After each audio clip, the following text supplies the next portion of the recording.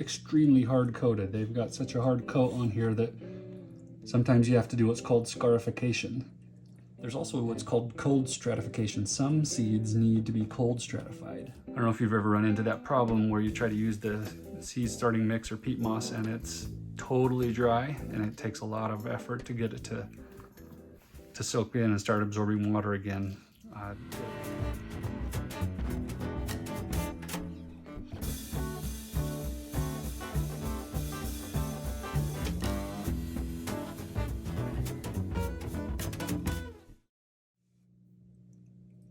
Here's an important topic to discuss. Right here I've got about a dozen passion fruit seeds. And passion fruit seeds are extremely hard coated. They've got such a hard coat on here that sometimes you have to do what's called scarification. And that means you can take something, sandpaper, nail clippers, the tip of a knife, and just scratch or scar the outside of it. And I like to use nail clippers. These are old baby nail clippers from when my kids were little babies. But they're really fine. You can get in there and just make a tiny little nick. It's just, the problem is the seed coat is so hard that the water has a hard time absorbing in and germinating the seed. Again, the other option is like sandpaper. It's really hard on some tiny seeds, but this seed I'm able to grab. And I just sand it down a little bit.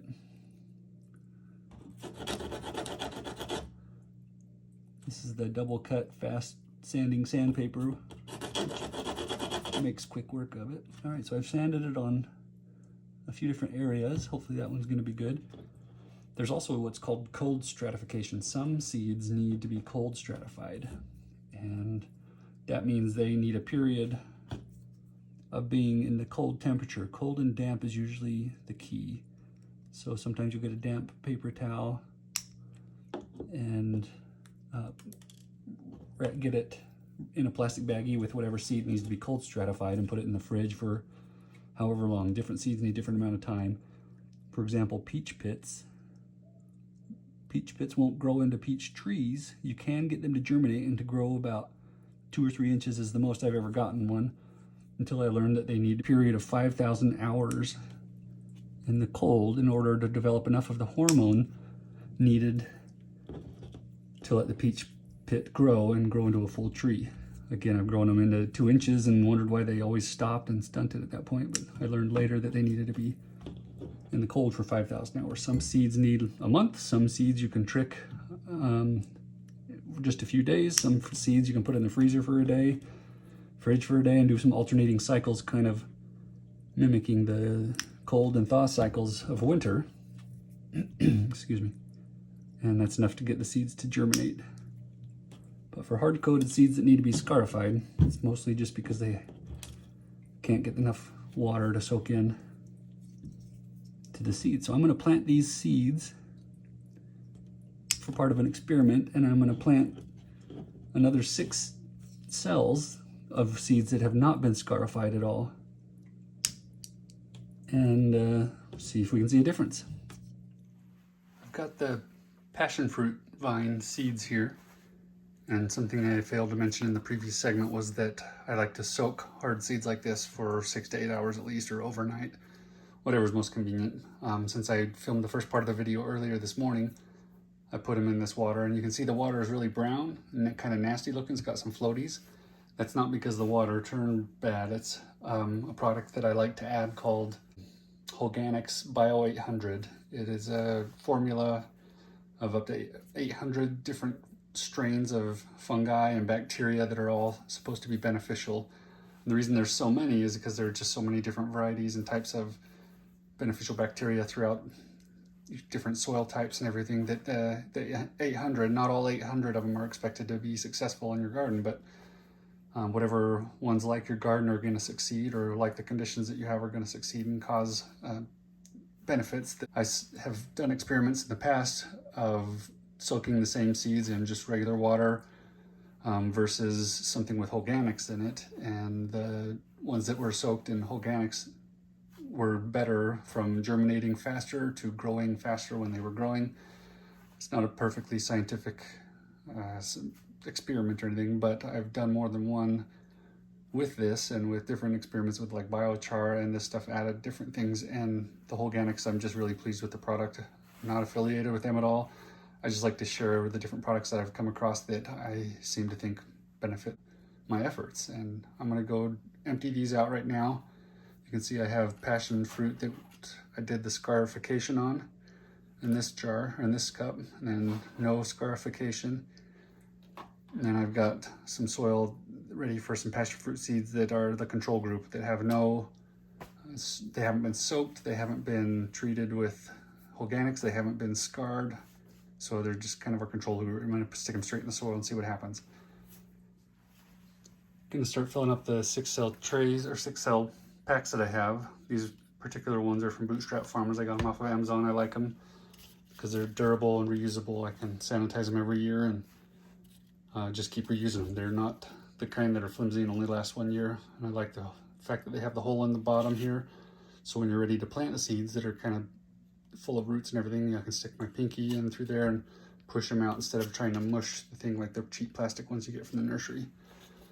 And I'm going to show you what I do to fill these. So this is just a Jiffy seed starting mix. That's what I like. It's nice and light. I get it kind of pushed in there a little bit just so it settles down, and then I like to kind of bounce it on the bottom. If it's too full of seed starting mix, I'll just use the lid and tap it on the lid, just trying to get it to settle down in there. I don't want it packed because the seeds like having the air that is provided by having a light fluffy mix like this. But at the same time, I don't want there to be big air pockets in the bottom of these cells where as soon as I start watering it drops down in there. So I'm going to fill up the other seed trays or the other cell packs and continue filming at that point. One thing I wanted to mention is that I have this pen. This particular brand is Mr. Pen markers. They're a UV resistant ink, so I can write on the tags, stick them in the greenhouse, or when it comes time to hardening plants off, sticking them out in the sun.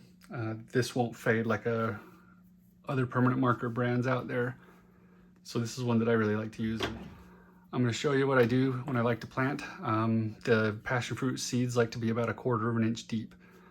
And this is a little dibbler. It's not necessary. You can use a pencil or your finger or just shove them in there. But I like to use this. It keeps things clean. I'm going to do 2 seeds per cell. So I'm going to use the dibbler to poke 2 holes. I like to get them near the center.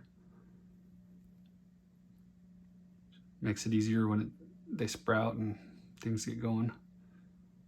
It's just nicer to have the plant centered in there. All right, and I can't remember if I mentioned, but I like to have more than 1 seed per cell because it's going to increase my chances of getting one to germinate. If they both germinate, then I just choose which one looks the best as they get older and more mature, and then I snip off the one that doesn't look like it's doing as well. All right, oops, I dropped it.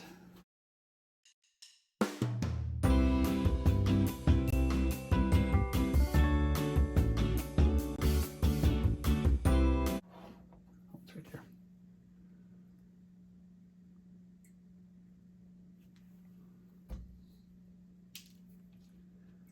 All right, so my big, rough gardening hands have a hard time with these small seeds sometimes, so I like to use this pair of tweezers to get it in there.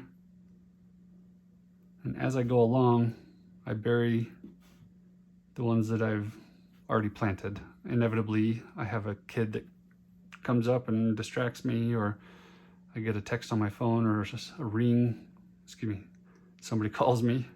Apparently I can't talk and plant at the same time. But I like to bury them as I go, just so I know that I've already planted in that one. And we're gonna get the rest of these in there.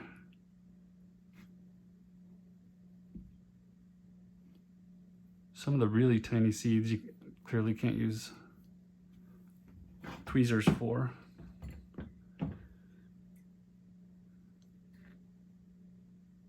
And I didn't follow my own advice. I can't remember if I planted that, but we're running out of seeds since I dropped some. I'm gonna put a seed in each one of those.